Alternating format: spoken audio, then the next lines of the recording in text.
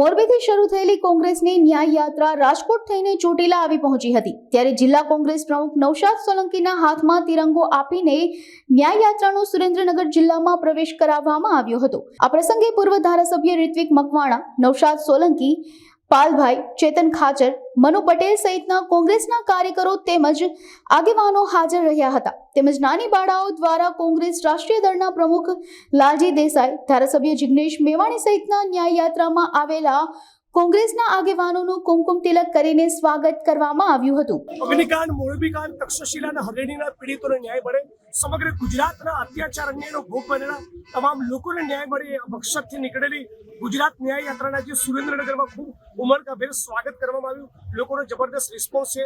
ગેરકાયદેસર ખનન, ગૌચરના દબાણો, સાથણીની જમીનના પ્રશ્નો, આવા અનેક પ્રશ્નોની ગુજરાત ન્યાય યાત્રા સમક્ષ લોકોએ રજૂઆત કરી। ભાજપના પાપનો ઘડો જે સાથે લઈને ચાલે છે એની અંદર પણ સુરેન્દ્રનગરમાંથી કેટલીક ચિઠ્ઠીઓ આવી છે। એ ઘડો અને સુરેન્દ્રનગરના ભ્રષ્ટાચારની વિગતો ગાંધીનગરમાં પૂછશે, પણ અત્યારે તો સુરેન્દ્રનગરમાં અને સમગ્ર ગુજરાતમાં ગુજરાત ન્યાય યાત્રાને જબરદસ્ત રિસ્પોન્સ મળી રહ્યો છે।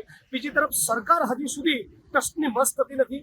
પીડિતોની સામે જાણે પાયો ચડાવી હોય, પીડિતોના મુદ્દે જાણે જડ વલણ ધારણ કર્યું હોય એવી સરકારની ભૂમિકા છે। અમારી અને પીડિતોની એક જ માંગ, સીબીઆઈ કે નોન કરપ્ટ અધિકારીઓને ટીઆરપી ગેમિંગ ઝોન અને મોરબી કાંડની તપાસ સોંપો, ફટાફટ ફાસ્ટ ટ્રેક કોર્ટમાં કેસ ચલાવો અને 4 લાખના બદલે 1.5 થી 2 કરોડનું વળતર ચૂકવો અને આપણા મોરબીમાં, રાજકોટમાં, સુરેન્દ્રનગરના, ગુજરાતના કોઈ પણ ખૂણે ફરી આવા હત્યાકાંડો ન સર્જાય, ભાજપનો ભ્રષ્ટાચાર ખતમ થાય, એક નવા ગુજરાતનું નિર્માણ થાય, એ જ ગુજરાત ન્યાય યાત્રાનો સંદેશ। 50 વર્ષ સુધી તિરંગો લહેરાવ્યો નહીં, સ્વતંત્રતાના આંદોલનમાં ભાગ લીધો નહીં, તિરંગાના કારણે ખરાબ મનોવૈજ્ઞાનિક અસર પેદા થશે એવા નિવેદન અગાઉ આરએસએસના લોકોએ કર્યા છે।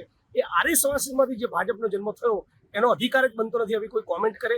એ ભાજપના મિત્રોને એટલું જ કહેવા માંગુ છું કે તમારામાં સહેજ પણ લાગણી બચી હોય, રાષ્ટ્ર માટે, સંવિધાન માટે, તિરંગા માટે માન હોય તો ભારતીય જનતા પાર્ટીના જસદણના મહિલા કાર્યકર્તા સતત કહી રહ્યા છે કે 6 દીકરીઓ પર દુષ્કર્મની, બળાત્કારની વિગતો એમની પાસે છે, જાઓ પહોંચી જાઓ, એમાં ગુના દાખલ કરાવો, ધરપકડ કરાવો અને પછી બોલો ભારત